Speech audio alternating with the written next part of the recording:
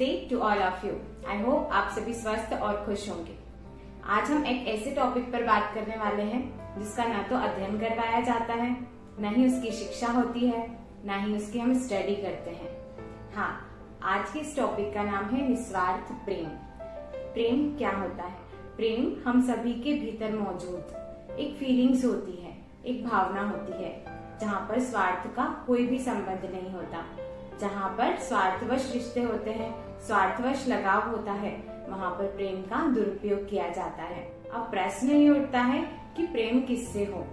प्रेम हमारे भीतर मौजूद भावना का नाम होता है, जो कि हम एक अच्छे दोस्त से प्रेम हो सकता है, एक कलाकार को अपनी कला से प्रेम हो सकता है, माता पिता को अपने बच्चों से प्रेम हो सकता है, हमें अपने शौक से प्रेम हो सकता है।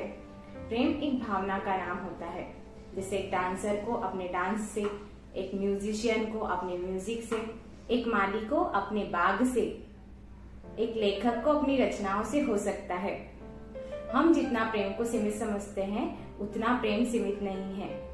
प्रेम तो सर्वत्र फैला हुआ और विस्तृत। प्रेम का जीवन पर क्या प्रभाव पड़ता है? जिन व्यक्तियों के जीवन में प्रेम होता है, या जब वो किसी अपने शौक से प्रेम करते हैं, अपनी रचनाओं से प्रेम करते हैं, तो वो आशावादी होते हैं। उनका जीवन सकारात्मक होता है। वो हमेशा प्रसन्नचित और आनंदित होते हैं और अपनी खुशियां सभी में बांटते रहते हैं। वहीं दूसरी ओर जिन व्यक्तियों के जीवन में प्रेम का अभाव होता है, जब वो किसी भी कला रुचि में भाग नहीं लेते, जब वो म्यूजिक और डांस के प्रति सजग नहीं होते, उसे अच्छा नहीं मानते, उन्हें कोई रुचि नहीं होती, तो ऐसे व्यक्ति के जीवन में निराशा होती है और नकारात्मकता आती है। ऐसे व्यक्ति अपनी लाइफ में ज्यादा समय तक जीवित नहीं रहते और ऐसे व्यक्ति दूसरों की कमियां निकालते रहते हैं। प्रेम का शरीर पर क्या प्रभाव पड़ता है? अमेरिका की मशहूर न्यूरो साइंटिस्ट है स्टेफनी। उन्होंने हाल ही में एक अध्ययन किया है। उन्होंने अपने अध्ययन में पाया कि जिस तरह शरीर को भोजन की, पानी की और वायु की आवश्यकता होती है, ठीक उसी तरह हमारे शरीर को प्रेम की भी आवश्यकता होती है। हम किसी चीज से लगाव और प्रेम पूर्ण रहते हैं तो हमारा जीवन स्वस्थ रहता है और हम प्रसन्नचित्त रहते हैं। उन्होंने अपनी स्टडी में पाया कि जो लोग अकेले रहते हैं वो उदास और बेचैन रहते हैं। उन्हें हाई ब्लड प्रेशर और हार्ट अटैक आने के चांसेस कई ज्यादा बढ़ जाते हैं। मस्तिष्क में सिक्रेशन। स्टडी में पाया गया कि जो लोग अपनी कला से, किसी व्यक्ति से, वस्तु से अथवा स्थान से प्रेम करते हैं, तो उनके जीवन में उनके मस्तिष्क में सकारात्मक न्यूरोट्रांसमीटर रिलीज होते हैं और ये हार्मोन्स अपने दोस्तों में, माता पिता में और समाज से अच्छे संबंध बनाए रखने के लिए जिम्मेदार होते हैं। क्या ये प्रेम है? आपने देखा होगा कि यदि आपके फेवरेट खिलाड़ी का कोई शो आ रहा है या स्पोर्ट्समैन आ रहा है, तो आप कई बार अपने सामने रखी भोजन की थाली को इग्नोर कर देते हैं या खाना खाना ही भूल जाते हैं। और आपको यदि कोई आवाज दे रहा है, आपका घर का व्यक्ति यदि आपको कुछ कह रहा है, तो आप उसकी बातें अनसुनी कर देते हैं। तो क्या ये प्रेम है? वहीं दूसरी ओर यदि आपको किताबें पढ़ना पसंद है, डांस या म्यूजिक करना पसंद है, और जब आप ये चीजें करते हैं तो आप दूसरी चीजों को महत्व नहीं देते, तो ये भी प्रेम है। आइए जानते हैं प्रेम के कई रूप। जैसे सुदामा और कृष्ण का प्रेम मित्रता को दर्शाता है। मीरा का कृष्ण के प्रति प्रेम भक्ति को दर्शाता है। राधा का कृष्ण के प्रति प्रेम अथाह विश्वास को दर्शाता है।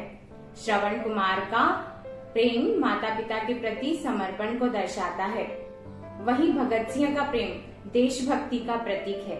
हमारे धर्म ग्रंथ भी प्रेम पर आधारित हैं, जैसे रामायण, महाभारत। रामायण राम और लक्ष्मण के प्रति राम के प्रेम को दर्शाती है, वहीं हनुमान अपनी भक्ति को दर्शाते हैं।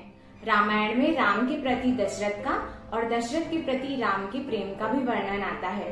तो देखा आपने, प्रेम तो कितना निस्वार्थ होता है। हर सोपानों में परिवर्तन। जैसे जैसे हम बड़े होते हैं, हम जीवन की जिस स्थिति में होते हैं, जिस उम्र में होते हैं, उसी तरह से हमारा जीवन में प्रेम भी परिवर्तित हो जाता है।